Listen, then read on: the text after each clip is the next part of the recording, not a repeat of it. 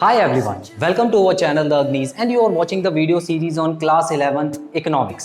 Students, इस class में हम लोग इकोनॉमिक्स का एक बहुत इंपॉर्टेंट टॉपिक करने जा रहे हैं जिसका नाम है पॉजिटिव और नॉर्मेटिव इकोनॉमिक्स में डिफरेंस। ये चैप्टर फर्स्ट का बहुत इंपॉर्टेंट टॉपिक है और ज़्यादातर एग्जाम्स में इसके रिपीटेड क्वेश्चंस आए हैं।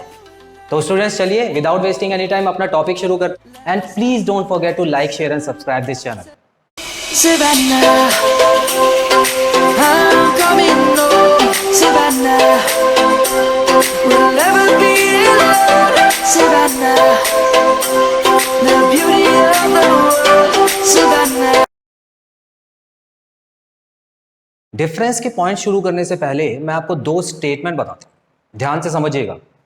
स्टेटमेंट 1 में एक पर्सन है जो कहता है कि अगर गवर्नमेंट अल्कोहल पे टैक्स ज़्यादा बढ़ा दे तो अल्कोहल की कंजम्पशन कम हो जाएगी। वहीं दूसरा पर्सन कहता है कि इंडिया में अल्कोहल टोटली बैन कर देनी चाहिए। इन दोनों स्टेटमेंट्स में एक फ़र्क है स्टूडेंट्स। पहली स्टेटमेंट फैक्ट के ऊपर बेस्ड है। अगर गवर्नमेंट किसी भी चीज़ पे टैक्स बढ़ाती है तो जाहिर सी बात है उसका कंजम्पशन अपने आप ही कम हो जाएगा। तो पहला पर्सन एक तरह से पॉजिटिव इकोनॉमिक्स की स्टेटमेंट दे रहा है क्योंकि ये चीज़ हो सकती है और ये चीज़ पूरी की पूरी सच्चाई के ऊपर डिपेंड है। लेकिन अगर दूसरी स्टेटमेंट की बात करें तो क्या आप टोटली बैन कर सकते हैं अल्कोहल को इंडिया में? ये इतनी जल्दी पॉसिबल नहीं है।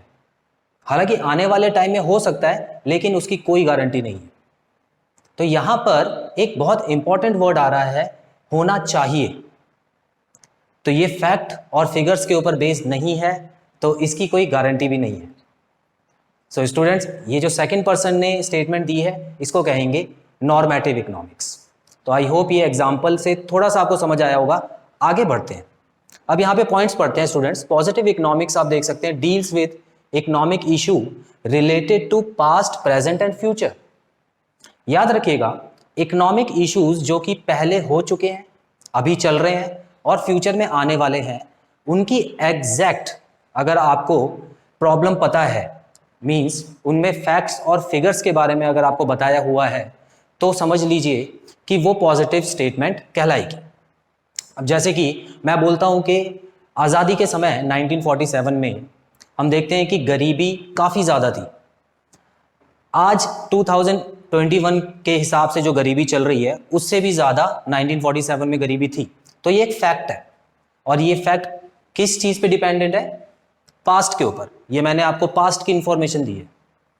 उसी के हिसाब से अगर मैं आज की डेट के बारे में बताऊं तो आज मैं आपको बताता हूं कि 22%, अप्रॉक्सीमेटली 22% लोग जो है वो पॉवर्टी लाइन के नीचे हैं इंडिया में। तो ये भी एक पॉजिटिव स्टेटमेंट कहलाएगी क्योंकि मैंने यहां पर भी फैक्ट और फिगर का यूज किया है। तो पॉजिटिव स्टेटमेंट्स में हमेशा पास्ट, प्रेजेंट या फ्यूचर के बारे में बात होगी। लेकिन नॉर्मेटिव स्टेटमेंट्स में जो बात है वो ओपिनियन के ऊपर बेस्ड होती है। किसी ना किसी पर्सन का ओपिनियन होगा, उसकी अपनी राय होगी, पर्सनल जजमेंट के ऊपर। अब आपको पता है कि दो इंसान एक जैसा सोचते नहीं है। कोई किसी टॉपिक पे कुछ और बोलता है तो किसी का सोचना कुछ और होता है। अब यहाँ पर अपने हिसाब से, अपनी वैल्यू के हिसाब से अगर कोई इंसान कोई भी चीज़ को बोल रहा है, कोई भी स्टेटमेंट दे रहा है, तो वो नॉर्मेटिव इकोनॉमिक्स में आती है। देखते हैं, यहाँ लिखा हुआ है deals with opinions of people related to economic problems. Okay, तो आपको ये समझ आ गया कि मान लो कोई इकोनॉमिक प्रॉब्लम चल रही है तो उसमें अलग अलग तरह के लोग अलग अलग अपनी राय देंगे, तो उसको बोलते हैं नॉर्मेटिव इकोनॉमिक्स। आगे बढ़ते हैं। Related to what was, what is and what would be. तो क्या था, क्या है और क्या होगा, इसके बारे में बात करते हैं अगर, तो वो पॉजिटिव इकोनॉमिक्स कहलाती है। जैसे कि हम लोगों ने बात की पास्ट, प्रेजेंट और फ्यूचर की, तो उसी तरह ये इसमें क्वेश्चंस के आंसर आपको मिलते हैं।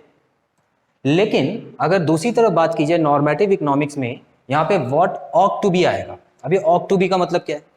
ऑट टू बी होता है होना चाहिए, है नहीं, या होगा नहीं, कोई कंफर्म नहीं है। अब अल्कोहल इंडिया में बैन होगी या नहीं होगी किसको पता, लेकिन यहां पर व्हाट ऑट टू बी लिखा है।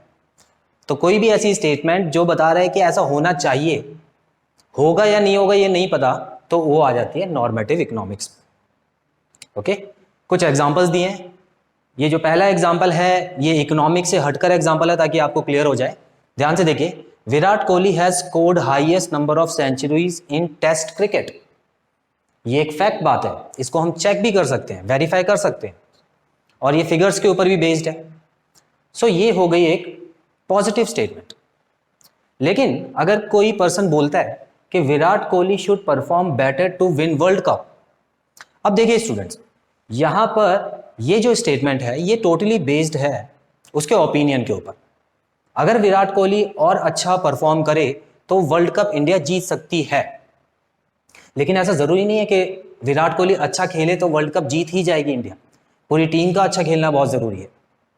तो यहां पर ये हो गई नॉर्मेटिव स्टेटमेंट। एक और स्टेटमेंट पढ़ते हैं। ये बिल्कुल वही अल्कोहल वाली स्टेटमेंट यहां पे लिखी है मैंने, जिसमें सिगरेट्स का यूज किया है। तो आप देख सकते हैं, increase in tax leads to less consumption of cigarettes. ये हमको पता है, ये 100% होगा ही होगा कि अगर टैक्स को हम बढ़ाएंगे तो जो सिगरेट्स है वो कम होगी। सिगरेट शुड बी बैंड, तो यहां पर टोटली बता दिया गया है कि सिगरेट्स को बैन कर दीजिए टोटली, जो कि पॉसिबल इतनी जल्दी नहीं है।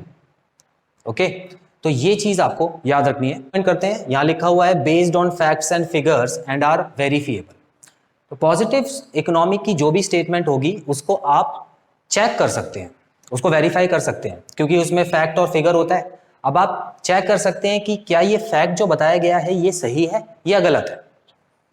अब फॉर एग्जाम्पल, दो लोग हैं जो कि बताते हैं, इसमें से पर्सन ए जो है वो बोलता है कि इंडिया में इस समय 22% लोग जो है वो पॉवर्टी लाइन के नीचे हैं, और दूसरा पर्सन बोलता है कि 20% ही पॉवर्टी लाइन के नीचे हैं। देखिए, इन दोनों में से कोई एक ही सही होगा। अब मान लेते हैं आपने जब इसको चेक किया तो 22% वाले की जो स्टेटमेंट थी वो सही थी, लेकिन इसका मतलब ये नहीं है कि 20% वाले की जो स्टेटमेंट थी वो नॉर्मेटिव स्टेटमेंट हो गई। नहीं, दोनों की ही पॉजिटिव स्टेटमेंट है, बस फैक्ट उसके गलत है, क्योंकि दोनों में ही फैक्ट एंड फिगर्स का यूज किया गया था। तो इस चीज को भी आप ध्यान से समझिएगा कि कभी भी कोई स्टेटमेंट में फैक्ट और फिगर का यूज होता है और उसको अगर हम चेक कर सकते हैं, वेरीफाई कर सकते हैं, तो वो होती है पॉजिटिव इकोनॉमिक्स की स्टेटमेंट। लेकिन अगर कोई ऐसी स्टेटमेंट है जिसको चेक नहीं किया जा सकता, जो बस ऐसे ही बोल दी गई है किसी के पर्सनल व्यू के तहत। फॉर एग्जाम्पल, अब यहां पे बोला जाए कि इंडिया में अल्कोहल बैन कर देनी चाहिए, जैसे कि हमने एग्जाम्पल लिया था, तो इसमें क्यों कर देनी चाहिए उसने नहीं बताया, और अल्कोहल कब तक बैन करनी चाहिए ये भी नहीं बताया, और किस रेट पे बैन करेंगे तो बैन हो जाएगी अल्कोहल ये भी नहीं बताया। तो कोई फैक्ट और फिगर नहीं था, और इसको हम चेक भी नहीं कर सकते। आप कहीं भी किसी भी रिकॉर्ड में नहीं देख सकते हो कि इंडिया की अल्कोहल कब तक बैन हो सकती है। तो ये हो गई एक normative statement. Based on, it is not based on value, judgement और ओपिनियन। तो जो पॉजिटिव स्टेटमेंट है, जैसे कि मैंने बताया, इसमें पर्सनल वैल्यू के मायने नहीं होते हैं, इसमें जो सच है वो सच है। लेकिन यहां पर personal value and personal judgement के मायने होते हैं। इसमें दो लोगों के लिए एक ही चीज की अलग अलग वैल्यू होती है, ये आपको पता है। किसी के लिए पैसा ज्यादा इंपॉर्टेंट होता है और किसी के लिए फ्रेंड ज्यादा इंपॉर्टेंट होते हैं फॉर एग्जाम्पल, तो अलग अलग चीजों को वैल्यू करता है। तो यहां पर जो वैल्यू है उसके ऊपर बेस्ड होती है। पर्सनल वैल्यू, पर्सनल बायस होता है, इसमें भेदभाव हो सकता है दो स्टेटमेंट के बीच में। अब मान लीजिए मुझे फॉर एग्जाम्पल विराट कोहली पसंद है, अच्छा क्रिकेटर है वो, तो अगर वो जल्दी आउट भी हो जाता है तो मैं क्या बोलूंगा कि अच्छा प्लेयर है, हो सकता है एक दो इनिंग्स में ना खेला हो लेकिन आगे आने वाली इनिंग्स में खेलेगा। तो ये मैंने पर्सनल बायस स्टेटमेंट दी है, ठीक है। हो सकता है किसी को विराट कोहली उतना ना पसंद हो तो वो उसकी बुराई करेगा। सेम हमारी गवर्नमेंट के साथ भी होता है हमेशा, कुछ लोग उसकी अच्छाई करते हुए मिलते हैं तो कुछ लोग गवर्नमेंट की बुराई करते हुए मिलते हैं। तो यहां पर आपको ये समझना है कि ये जो स्टेटमेंट है इनकी कोई वैल्यू नहीं होती, इनकी ज़्यादा अहमियत नहीं होती है इकोनॉमिक्स में, क्योंकि इनका कोई फैक्ट और फिगर नहीं होता। तो चलिए, आई होप आपको ये चीज़ समझ आ गई है, और अब मैं आपको कुछ क्वेश्चंस कराता हूं जिससे आपका कंसेप्ट और क्लियर हो जाएगा। कुछ क्वेश्चंस की प्रैक्टिस कर लेते हैं। आप देख सकते हैं यहाँ पर 1 मार्क क्वेश्चन मैंने लिए हैं, क्योंकि मोस्टली 1 नंबर के क्वेश्चन आएंगे इस टॉपिक में से। अगर 3 नंबर का क्वेश्चन आता है तो वो डिफरेंस के ऊपर ही आएगा, जो कि मैंने आपको ऑलरेडी करा दिया है। देखते हैं स्टूडेंट्स, यहां पर दिया हुआ है पहले क्वेश्चन में positive economics involve statement which are.